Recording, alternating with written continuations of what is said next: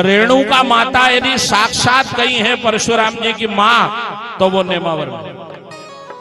परशुराम पितु आज्ञा राखी, मारी बात जगती सब साकी। परशुराम जी ने जो मां का मस्तक काटा वो घटना नेमावर की। क्योंकि आगे जब जाएंगे, कल चलेंगे अपन लोग गोनी संगम, जहां आत्माराम बाबा का स्थान है, जहां जमदग्नि ने तप करा, वहां पिंड तर्पण का क्या महत्व है। वहां से आउरी कांट, शीलकंठ, नीलकंठ, भड़ोज, भृगु क्षेत्र, घाट घाट चलना है।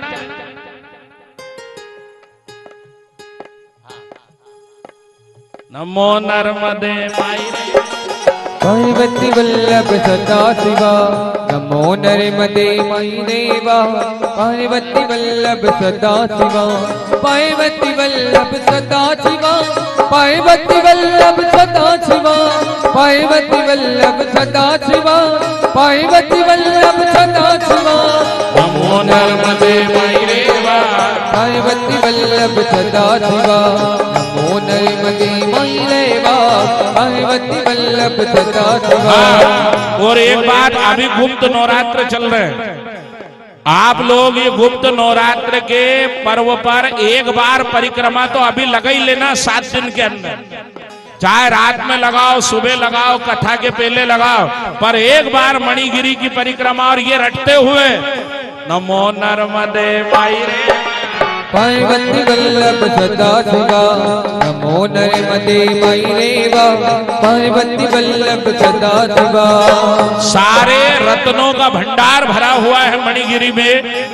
आज भी हम लोगों को 14 वर्ष हो गए नेमावर में कथा करते हुए। प्रति वर्ष कथा करते हैं, खुला भंडारा। और ये व्यास मंच से बोल रहे हैं साहब, ना कोई पूर्व प्लानिंग होता है, ना कोई विशेष रूप में देने वाला रहता है, पर हाँ, आज तक किसी भंडार में, कोई व्यवस्था में कोई कमी नहीं। हमारे 100 विद्यार्थी रहते हैं। ये मां नर्मदा की कृपा है, मणिगिरी की महत्ता है। आप लोग मणिगिरी की परिक्रमा और रेणुका माता का मंदिर जो नेमावर में है, क्या हुआ, रेणुका माता नित्य गीली मिट्टी का घड़ा बनाती और रेत का घड़ा बना करके फिर जल भर के लाती। उससे जमदग्नि परशुराम जी के पिता अभिषेक करते थे। उस जल जो रोजाना बनता, एक दिन क्या हुआ, नर्मदा के जल में, नाभि कुंड में अश्विनी कुमार स्नान करने आए और उनको देखने में रेणुका माता को कुछ विलंब हो गया और जो मिट्टी का घड़ा बना वो टेढ़ा मेढ़ा बन गया। जमदग्नि ने जैसे ही देखा कि घड़ा टेढ़ा बना है, जल भर के आने में देर हो गई, इसका अर्थ ये है कि तेरा ध्यान कहीं भटका। और जिस स्त्री का ध्यान अपने पति के चरण कमलों से हट करके अन्यत्र कहीं चली जाए, वो वध कर देने योग्य है, ये शास्त्र की आज्ञा।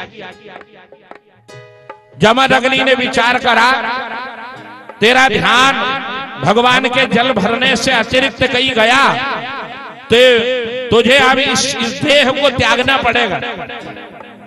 परशुराम जी के और दूसरे अन्य 4 भाई थे। जमदग्नि ने कहा, बोले बेटा ये फरसा उठा और अपनी मां का माथा काट दो। एक से कहा, बोले पिताजी ये नहीं कर पाए। दूसरे को बुलाया, बोले मैं तेरा पिता हूं, मैं आज्ञा दे रहा हूं, फरसा उठा और मां का माथा काट। नहीं काट। और जब परशुराम जी का नंबर आया, परशुराम जी से जमदग्नि ने कहा कि वास्तव में तू मेरा अंश है। पिता वही जायते पुत्रः, पिता कभी मरता नहीं है, पिता कभी मरता नहीं है। पुत्र जो है वो पिता का ही तो रूप है। ये व्यास, भागीरथ जी व्यास, दुर्गा प्रसाद व्यास, ये गए थोड़ी गई, ये जितने भी है व्यास जी, ये सब उनके ही तो अंश है, वही तो प्रतिछाया है। तो बेटा यदि तू वास्तव में मेरी आत्मा है, मेरा अंश है, तो उठा फरसा और मां का माथा काट दे। परशुराम जी ने फरसा उठाया और मां का मस्तक अलग। कि परशुराम पितु आज्ञा राखी मारी मातु जगत सब साखी परशुराम में पितु आज्ञा राखी मारी मात जगत सब साखी। परशुराम जी ने माथा काटा, सारे ब्रह्मांड में हाहाकार मच गया। ओहो, मां का मस्तक काट दिया परशुराम ने। सारे देवता आकाश में ये दृश्य देखने को खड़े हो गए। महात्मा जमदग्नि ने कहा, बोले परशुराम, तेरे जैसा पिता की आज्ञा मानने वाला पुत्र दुनिया में दूसरा नहीं होगा। कितना साहस करा तूने, अपनी मां का माथा काट दिया। परशुराम चरणों में लेट गए। जमदग्नि ने कहा, बोले परशुराम, तेरी जो मर्जी हो वरदान मांग लो।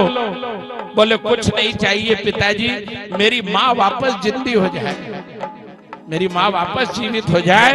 पुनः धड़ पे माथा लगा और रेणुका मैया खड़ी हो गई। और परशुराम जी ने कहा, बोले पिताजी, ऐसा वरदान दो जैसे राजा मोरध्वज ने भगवान से मांगा था कि जैसा आपने मुझसे पुत्र पे आरा चलाने को कहा है भगवान, ऐसा दुनिया में और किसी से मत बोलना। बोले ऐसा वरदान दे दो कि आज के बाद दुनिया का कोई पिता अपने पुत्र से मां का माथा काटने का नहीं बोले। ये क्या कर्म आपने करवाया। बोले बेटा, ये तेरी मां आदि अनादि काल तक इसी नर्मदा के तट पर ये संसार के लिए पूजित रहेगी। तो रेणुका माता के दर्शन भी आप